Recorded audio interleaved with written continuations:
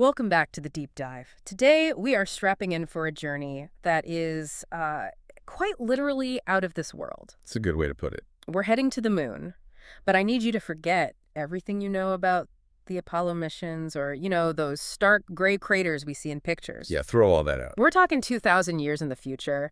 It's a place of neon lights, artificial atmospheres, and a society that is as fascinating as it is, well, frankly terrifying.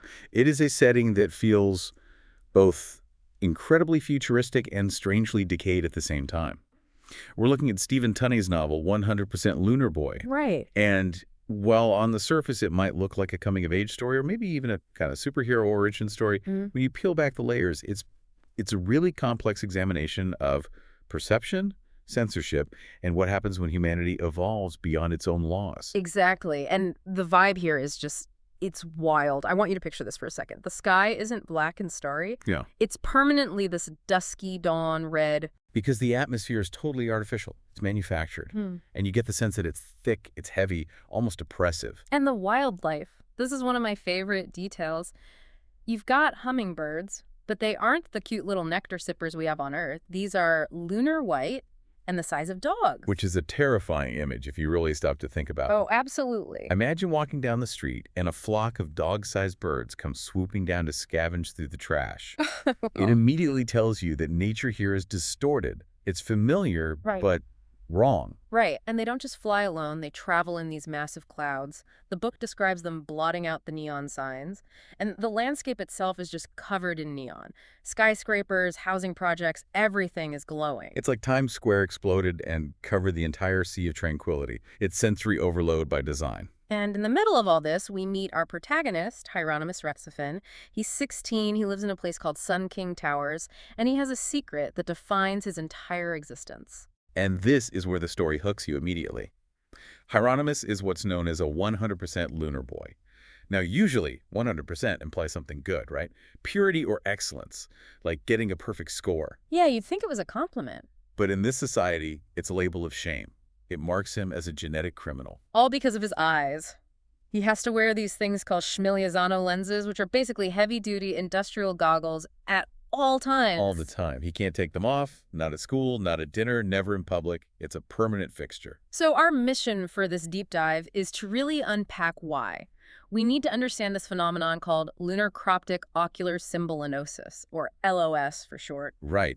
And we need to talk about the mysterious fourth primary color that these kids can see and the massive societal conspiracy that forces them into the shadows. Okay, let's unpack this condition first, LOS. It sounds like a disease, right? Like something you'd get vaccinated for. But from what Hieronymus says, it's something else entirely. It is. Technically, biologically, it's an anomaly, but you could also see it as an evolutionary leap. An upgrade, almost. An upgrade the system isn't ready for. So people born on the moon, specifically a small percentage of them, are born with a fourth primary color in their irises. Now, we need to pause on the physics of this to understand the stakes. Yeah, let's get into the science. The human brain, for millions of years, has been hardwired for three primary colors, red, yellow, blue. Our entire visual cortex, our entire model of reality, is built on that tripod. So our hardware is strictly three-color compatible? It's like trying to run a high-end 8K video game on a pocket calculator. That's a perfect analogy. It just crashes the It system. can't process it. It can't. If a normal person, someone with a three-color brain, looks directly at this fourth primary color, which is what Hieronymus' eyes are made of, it causes a neural short circuit. And we're not talking about just seeing something weird or getting a headache. No. We're talking temporary psychosis. Yeah. We're talking vivid, terrifying hallucinations and complete physical collapse. The brain simply cannot process the data, so it shuts down in a panic. It's a biological defense mechanism against information it wasn't built to perceive. And there's that incredibly visceral story about Hieronymus' birth that really drives this home. The nurse, Oxylindra Marlin. Oh, yeah? She's just doing her job. The baby comes out. She does what every nurse does and looks into his eyes, and bam, it's over. It's such a tragic moment, really, the patient zero event for his entire life. She describes the sensation as intolerable. She compares it to a dog suddenly gaining the capacity to see color for the first time. Right, an animal that sees in black and white suddenly being flooded with this impossible spectrum. It's an overload of information that the organism just isn't designed to handle. She has a complete breakdown right there in the delivery room. She starts screaming, hallucinating that the ceiling is made of combustible fuel. Which is such a specific, terrifying hallucination. I mean, not monsters or demons, but that the roof is about to explode because you looked a baby in the face. It shows how the brain just grasps for any metaphor to explain the unexplainable. And that trauma, that one event, defines how society treats these children from day one. It's what leads to the law. Quarantine Directive number 67. The directive. And this is where it gets really interesting, because the law is almost contradictory. It's self-negating. It's a total paradox. It's a classic paradox of authoritarianism. On one hand, the law officially states that the fourth primary color does not exist. Full stop, it's not real. It is illegal to name it, illegal to classify it in scientific journals. It's a state-sanctioned fiction. Yet the very same law criminalizes showing it. So you have a government punishing people for revealing something that they simultaneously claim isn't real. It's gaslighting on a planetary scale. This thing isn't real, but if you show it to us, you go to jail. It's a perfect mechanism of control because you can't even argue against it. How do you defend yourself against a crime involving something that legally doesn't exist? You can't. It's an impossible position. And the punishment is severe. If you're a carrier, like Hieronymus, you are banned from ever leaving the moon. Ever. You can't go to Earth, Mars, or any of the colonies. You are stuck on that round rock, as they call it. And it extends to the parents, too. They're under an 18-year quarantine. Which is essentially a life sentence for them. They're held responsible for a genetic lottery they had no control over. That part really struck me with Hieronymus' mother, Barbie. She's such a tragic figure in this story. She spends her entire life in bed wearing a plastic raincoat, just crying. Barbie is the embodiment of hopelessness. She's the collateral damage of this law. She's from Earth originally. She has memories of rain and blue skies, but because her son has LOS, she's trapped. She'll never go home. And the plastic raincoat, that detail is just so telling. It's brilliant. It's like she's trying to shield herself from her own tears, or perhaps she's still mentally preparing for weather that doesn't exist on the moon. It's a physical manifestation of her despair and her disconnection from her new reality. She represents the profound human cost of this biological anomaly. So you have this home life that's just drowning in sorrow, a mom in a raincoat in bed, and then Hieronymus has to go out the door and go to school, and his school life is, well, it's chaotic, to say the least. It's a perfect example of what his guidance counselor calls academic schizophrenia. I love that phrase. It fits so well because on one hand, Hieronymus is a genius, right? He's in the toppers class. Absolutely. The intellectual elite. He excels in ancient literature, history, philosophy. Yeah. He's translating texts that are thousands of years old, things his teachers can barely understand. He's operating on a completely different level. But then for half the day, he's thrown into the loopies. The remedial class. Because the education system is rigged against LOS kids. It's a deliberate policy. They want to keep them down. Exactly. They are automatically, systemically failed in math and science. The government essentially says, we can let them read poetry and old books, but do not let them learn physics or engineering. Why, though? What are they afraid of? They're afraid of them understanding their own potential. If you can see a fourth primary color, what else can you see? What laws of physics might you be able to comprehend that we can't? It's easier to keep them ignorant. So he's stuck in a room full of absolute chaos. And the descriptions of the loopies are just wild. They have their own slang words like rectum exit and inacause. It's a devolved language. It's what happens when education fails and a subculture creates its own vocabulary out of frustration and ignorance. It's almost a different dialect. And there's constant violence, drug use, the stuff called buzz, and just noise. It sounds like a complete nightmare to have to navigate. And Hieronymus has to navigate both worlds every single day. He becomes this figure of myth at school. He's known as the Phantom. Because he's always running. Exactly. He has to sprint between the advanced classes on one side of the school and the remedial classes on the other to make his schedule work. He's a legend not because of who he is, but because he's this blur running through the hallways. To the toppers, he's the weird kid with goggles who's smarter than them. To the loopies, he's a target. But the danger is always, always there. It's not just about getting bad grades or being bullied. We have to talk about the Lester incident. Yes. This happened 2 years before the main story, but it hangs over everything like a dark cloud. It's the moment the threat becomes real for him and for us. It's the proof of concept for why the goggles are necessary. Lester was a bully in the remedial class, a classic aggressor. He decided to play a prank and pull Hieronymus's goggles off in a crowded hallway. And the result wasn't just Lester got a headache, Lester died instantly. Terror. Pure neural overload. The book describes it as his brain simply ceasing to function. It was like pulling a plug. But what's so fascinating is the official response. The cover-up. Right. The police show up, specifically this Detective Schmet, who has a face that looks like melting plastic, a great little detail. A very unsettling detail. Yeah. And he has a rescue robot with him named Belwyn. And they refuse to acknowledge the obvious cause of death. The robot literally says there are only 3 primary colors. It's a machine, and its programming reflects the law. It can't compute the reality, even with a dead body on the floor right in front of it. It shows the absolute absurdity of the legal system. They rule it a drug overdose because legally the color can't kill you because legally the color doesn't exist. The other bullies who saw it were driven insane, but even that is swept under the rug. It's a terrifying level of bureaucratic denial. The robot's programming prevents it from seeing the truth, just like the law prevents society from seeing it. They're one and the same. And it really highlights how utterly isolated Hieronymus is. He's a walking weapon, but the world refuses to admit why he's dangerous. They just label him a problem. And speaking of the world refusing to admit things, let's talk about the state of knowledge on this moon. Section 3 of our dive here, the books. Oh, this is such a rich backdrop for the story. There's this concept of the crime of updating. This blew my mind. So over thousands of years, people just got like real lazy, right? Vocabulary shrunk, attention spans shortened. Sounds familiar? A little too familiar. So publishers started updating classic literature. They cut out the big words, shortened the paragraphs, simplified the syntax. They basically dumbed it all down. To the point where a classic novel that used to be, say, 500 pages is now barely a pamphlet. It's like if you took War and Peace and turned it into a 3-page blog post titled 5 Things About Napoleon's Invasion of Russia. That's precisely it. And it's considered a service, not a crime. And on top of that, there's the history of the books themselves.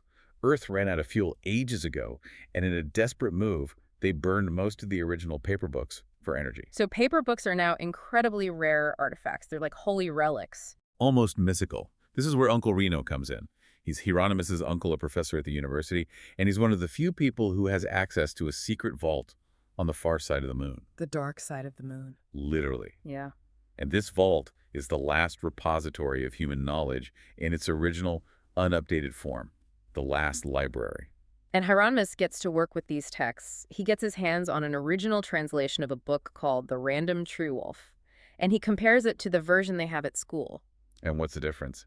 It's night and day, a stark contrast.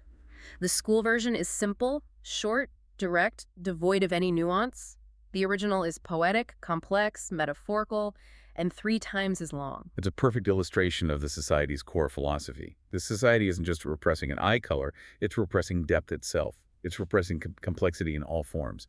They want a simple 3-color world with simple 3-word sentences. Anything more is dangerous. And sharing this intellectual space with him, at least at school, is Slue. She's the girl with the blue hair. And she is also 100% lunar. She has the condition too. So you'd think they'd be best friends, right? Allies against the world. But there's this weird tension between them. They are friends, but they're also terrified to look at each other. There's this myth, or perhaps it's the truth, they don't know for sure, that if 2 LOS carriers look at each other without their goggles, the feedback loop of the 4th color will instantly kill them both. So they can never truly see each other. They have this permanent barrier between them, even though they're the only 2 people who could possibly understand one another. Exactly. And we see a rift forming between them because of it. Slue starts hanging out with the normal kids, specifically the jocks, the loopies, like this guy Pete. She starts acting like them, talking like them. She's trying to blend in. She's choosing assimilation. Right. She's trying to survive by becoming invisible, by pretending she's not different. Whereas Hieronymus, partly because of his work with the old texts, accepts his outsider status. It highlights the different ways marginalized kids try to survive in a hostile system. Slue wants to be normal. Hieronymus wants to be real. And speaking of outsiders, we get a visitor, a real one. Mm. A girl from Earth with the most pretentious, incredible name I think I've ever heard. Windows falling on sparrows. It's a whole sentence for a name. It marks her immediately, doesn't it? Yeah. It tells you she's trendy, she's probably wealthy, and she is definitely not from around here. She arrives on this massive spaceship, a megacruiser called the Ragmagothic Chrysanthemum, and she brings this fresh but also very naive perspective to the moon. Her parents are, well, they're a piece of work. Sedenker and Exonerella, they are satire personified. Totally. The father, Sedenker, is just drugged up on motion sickness pills the whole time, completely passive and out of it. And the mother, Exonerella, is neurotic, hating every second of being on the dirty moon. She's constantly complaining about the air, the dust, the people. They represent an Earth that has become soft and overly sensitive, completely disconnected from any kind of hardship. Exactly. But their daughter, Windows Falling on Sparrows, is different. She's curious. She's almost a danger tourist, you could say. She's obsessed with the rumors about the LOS people. She represents the fascination of the forbidden. She's heard stories back on Earth. And she has a theory, or rather, she heard a conspiracy theory from a friend named Slequin that connects everything we've been discussing. The pilot theory. This is where it gets really sci-fi. Yeah, this is a big one. The theory is that the only people who can pilot these massive megacruisers through the complexities of space are the 100% lunar people.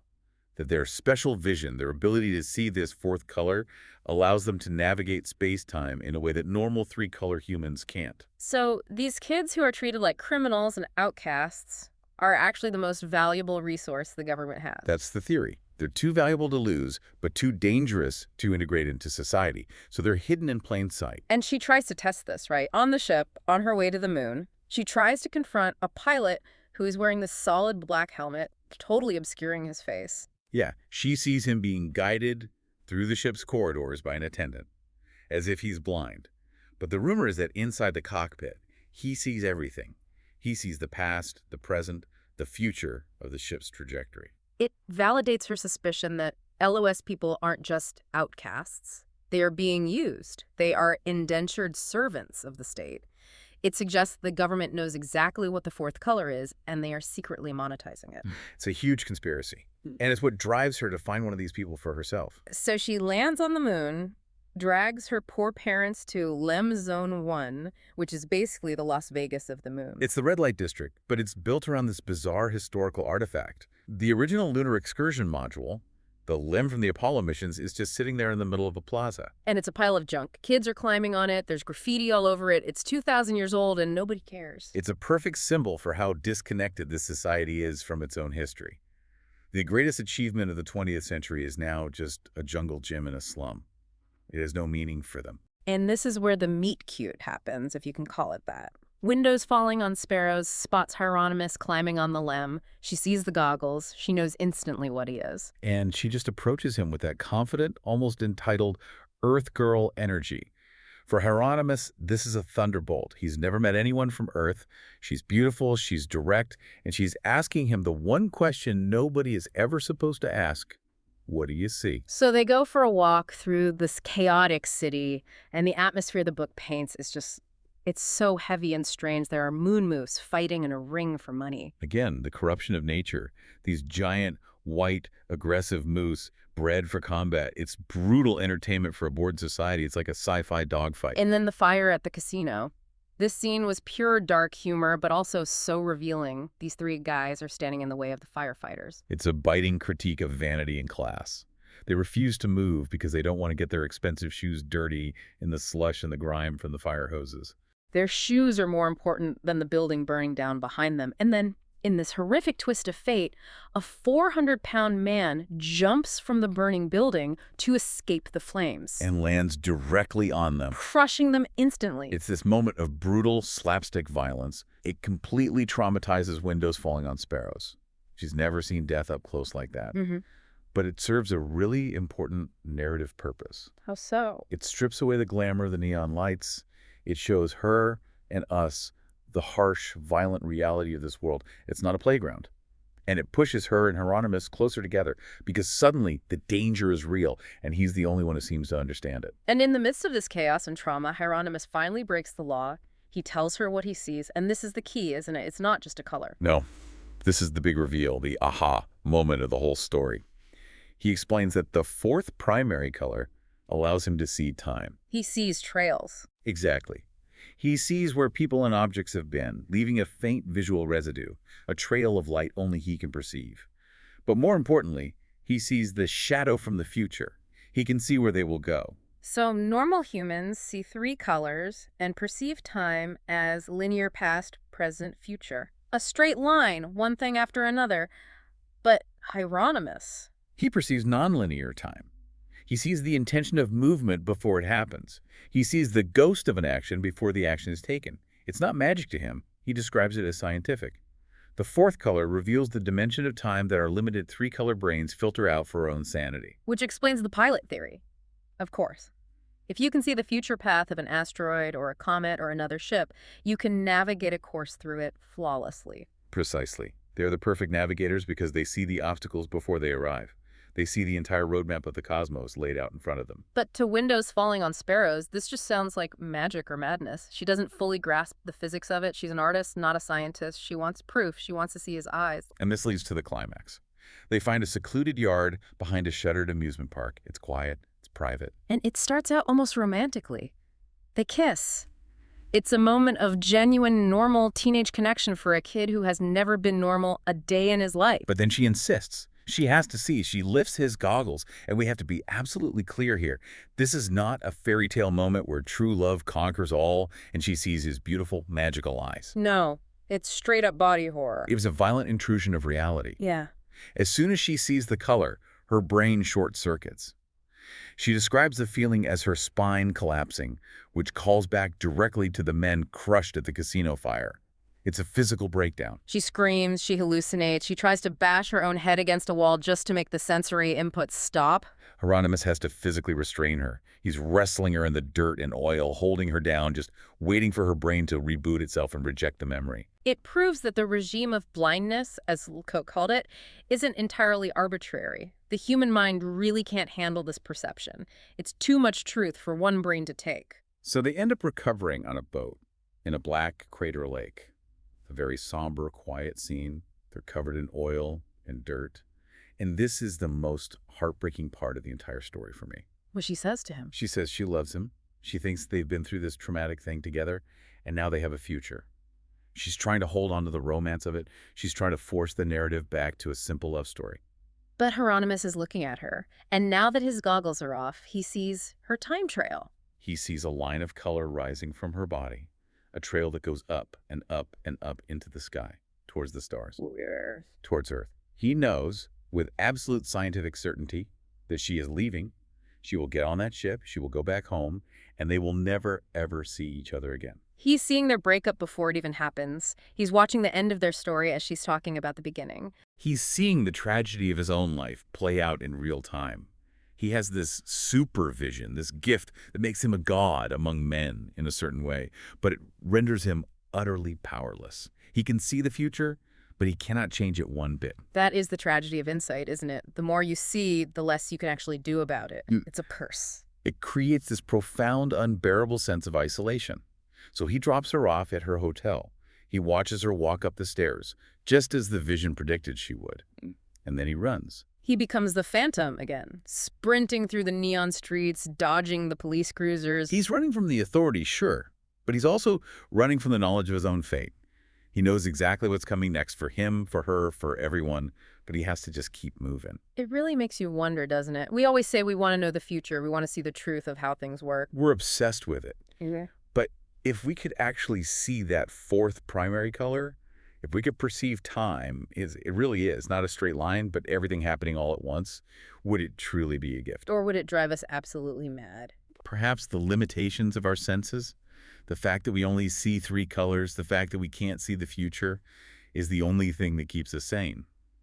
The regime of blindness might be a prison, but maybe it's also a shelter. That is a heavy thought to leave you with. Hieronymus is out there running, seeing a world we can't even begin to imagine, and maybe, just maybe, we're the lucky ones because we can't see it. Sometimes ignorance isn't just bliss, it's a biological necessity, it's survival. Thanks for diving deep with us today. We'll catch you on the next one.